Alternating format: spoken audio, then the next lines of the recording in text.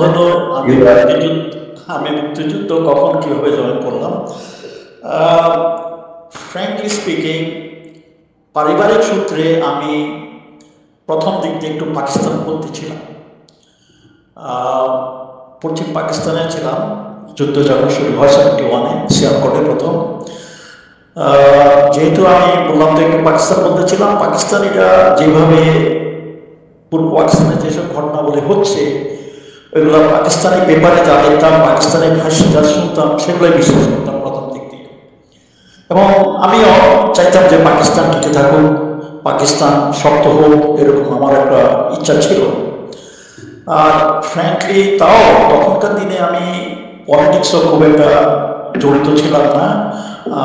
নিজকে আমি একজন সৈনিক হিসাবেই ভাবতাম এবং সৈনিক হিসাবেই আমি নিজে কর্ম চালিয়ে যেতাম। এমনই সময় মে মাসের প্রথম দিকে মনে হয়, আরেকটা জিনিস হলো তখন কিন্তু পশ্চিম পাকিস্তানে কোনো বিদেশি পেপার আসা সব ব্যান্ড ছিল। আর সঠিক খবর ইন্ডিয়ার ওসব নিউজ বিবিসি নিউজে মাঝে মধ্যে যা ছিল ওটা খবর আসতো, ওগুলো তাদের ব্যাখ্যা ছিল অন্যরকম, যেগুলো সব মিথ্যা বলতেছে।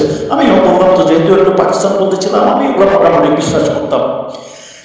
তখনই মে মাসে একদিন বিদেশ থেকে পাঠানো গোপনে পাঠানো কিছু পেপার ক্লিপিং আমি পেলাম। সেই পেপার ক্লিপিং ছিল মানে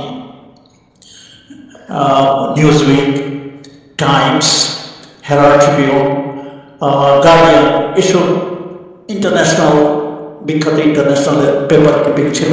তো ওগুলো পড়ল। ওগুলোর ভিতরে ছিল যে 25 মার্চ থেকে বাংলাদেশে কি হয়েছে, হত্যাযজ্ঞ, যে অপারেশন সার্চ লাইটের মাধ্যমে পাকিস্তান মিলিটারি বাংলাদেশে কি করেছে, এগুলো খবরগুলো আমি দেখলাম অনেকগুলো। পড়ে শুধু একবার না, আমি বারবার পড়লাম, কারণ আমার মাথা খারাপ হয়ে গেছিল পড়ে, যে আমি এতদিন পর্যন্ত কি বিশ্বাস করে আসছি, কি জেনে আসছি, আর এখানে কী সব দেখা। আর এসব ইন্টারন্যাশনাল নিউজগুলা অবিশ্বাস করার কোনো মানে কারণ তারা মিথ্যা বলবে কেন। আরেকটা জিনিস হলো 25 মার্চের আগে অবশ্য শুনেছি যে অনেক বিদেশি জার্নালিস্টদেরকে সরে যেতে বলছে বাংলাদেশ থেকে, তবুও অনেকে ইন্টারকন্টিনেন্টালে ছিল এবং তারা এসব খবর সংগ্রহ করে বিদেশে পাঠাতে সম্ভব হয়েছে, তার মাধ্যমে তারা এসব জানতে পেরেছে।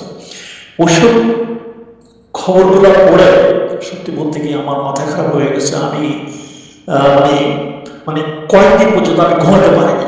আমার মাথার মধ্যে তখন হচ্ছে আমি নিজেকে দীক্ষা দেওয়া শুরু করলাম যে এই পাকিস্তান সামরিক বাহিনী আমার দেশে আমার লোকজনের কাছে এমন কাণ্ড ঘটাইতেছে, আর আমি তাদের প্রতি লয়াল অনুগত হিসাবে তাদের চাকরি করতেছি, তাদের এখানে থাকতেছি।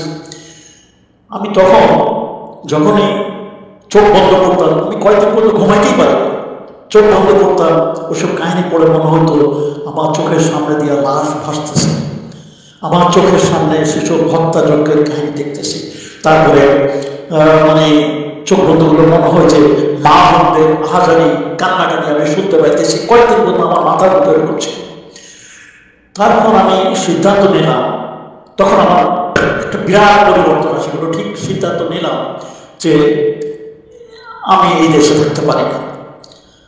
আরও চিন্তা করলাম যে বাংলাদেশে এসব যা হচ্ছে, আরও মুক্তিযুদ্ধ হচ্ছে, সংগ্রাম চলছে, আমি এটা আমার বন্ধ ধারণা হয়ে গেছে বাংলাদেশ একদিন হবে, ম্যাটার 1 বছর 2 বছর 10 বছর যতদিন হতে হয়ে যাবে। একটা বিপ্লব শুরু হলে সেই বিপ্লবটা বন্ধ করা যায় না। যা বাংলাদেশ হচ্ছে সেটা বিপ্লব চলতেছে। এখন যখন বাংলাদেশ হবে, আমি দেশে যাব, আমার পরিবার হবে, তখন আমি কিন্তু ম্যারেজ ছিলাম না, পরিবার হবে, আমার বাচ্চা কাচ্চা হবে।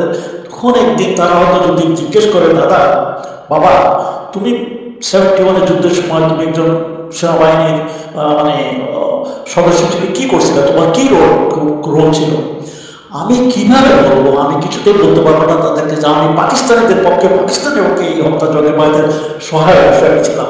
এটা আমার পক্ষে বলা সম্ভব হবে না। তাই আমি সিদ্ধান্ত নিলাম যে আমি এখানে থাকতে পারবো না, আমাকে যেতে হবে। তো তারপরে কয়েকটা অ্যাটেম্প নিয়েছি এবং ইনফ্যাক্ট আমি আগে কিন্তু এয়ারফোর্সকে দেখছিলাম, কিছুটা প্লেন চালাচ্ছে কথা, তখন একটা উদ্ভব আইডিয়া ছিল যে আমি একটা প্লেন নিয়ে যদি চলে যেতে পারি, এবং সেই উপলক্ষে আমি ডিগ্রোড করাচিতে ডিগ্রোডে গেছিলাম। সেখানে প্লেন ট্রেনের অবস্থান দেখে দেখে আমার একটা উদ্ভব ধরনের কল্পনা করছি যে আমি যদি গোপনে যাই প্লেন চলে উড়ে যেতে পারি। কিন্তু পরে এসব দেখলাম এটা সফল বটে, সম্ভব চলে আসছে। তারপর শিয়ালকোটেও আমি 2 বার পথের দিকে মানে বাইরে যাওয়া, প্রথমবার যাই দেখি যে বর্ডারে তখন খুব মানে সৈন্য সামন্ত অনেক। তার কিছুদিন আগে, 1 সপ্তাহ আগে, তখন বিরাট একটা দল শিয়ালকোট থেকে পালিয়ে মানে ভারতে যে গেছে, তাদের মধ্যে ছিল major Manzur, major Taher, captain major Ziauddin, captain Gani, এরা সব একটা গ্রুপ মিলে তারা ছিল। এটা বিরাট একটা মানে কমার্শিয়াল ক্রিয়েট হয়ে গেছে মানে পাকিস্তানে তখন। অর্থাৎ ওই অঞ্চলে যারা কেউ আর ভাবতে না পারে একবার ভালো করে বর্ডারের মধ্যে, তখন ডিপ্লয়মেন্ট শুরু হয়ে গেছে। তো প্রথম দিন যখন আমি চেষ্টা করলাম মিলিটারি দেখে আমি ফেরত চলে আসছি। দ্বিতীয় দিন আবার চেষ্টা করলাম, অনেক হাঁটতে হাঁটতে হাঁটতে হাঁটতে একটা সুবেদারের কাছে ধরা পড়ে আবার ফেরত চলে আসলাম। ওই সুবেদার সে আবার সামান্য আমাকে আগে থেকে চিনত, শেয়ার করেনি। সে আবার যশোরে চাকরি করছে এবং সে বাংলাদেশের প্রতি তার একটা দুর্বলতা আছে। সে আমাকে বলল যে স্যার আমি আপনাকে চিনি, আমি আপনার এই যে পালাতে চাচ্ছেন, আমি এটা কাউকে রিপোর্ট করবো না, আপনি আপনার ইউনিট ফেরত চলে যান। যাই হোক আমি চলে আসছি। তারপরে আমার বন্ধু হয়ে গেল লাহোরে আসলাম। তখন লাহোরে আসার পর নতুন জায়গা, বর্ডার আমি চিনি না। আমি এখন একটু ভান করলাম যে আমি একবারে পুরোপুরি পাকিস্তানি একজন সৈনিক, যাতে আমার কমান্ডার এবং আমাদের আমি বিশ্বাস অর্জন করতে পারি, এবং আমি সাকসেসফুল। কিছুদিন পরে, 1 সপ্তাহ পরে, 2 সপ্তাহ পরে আমাকে বর্ডারে পাঠানো হলো অ্যাজ FOO, যেটা বলে ফরওয়ার্ড অবজারভেশন অফিসার, যেটা আর্টিলারি। আমি তখন আর্টিলারি ছিলাম। আর্টিলারি যে ফরওয়ার্ড ইনফ্যান্ট্রির সাথে থেকে এনিমি পজিশনে বোমা আনা, যারা আনে তাদেরকে ফরওয়ার্ড অবজারভেশন অফিসার বলে। সেখানে গেলাম। সেখানে যে আমি কিছুদিন খুব মানে নিজের কাজ বাংকার বানানো বা বানানো যেসব কাজ আমার দরকার এটা করেছি, করে আমার সিআইতে আসছে, আমার মানে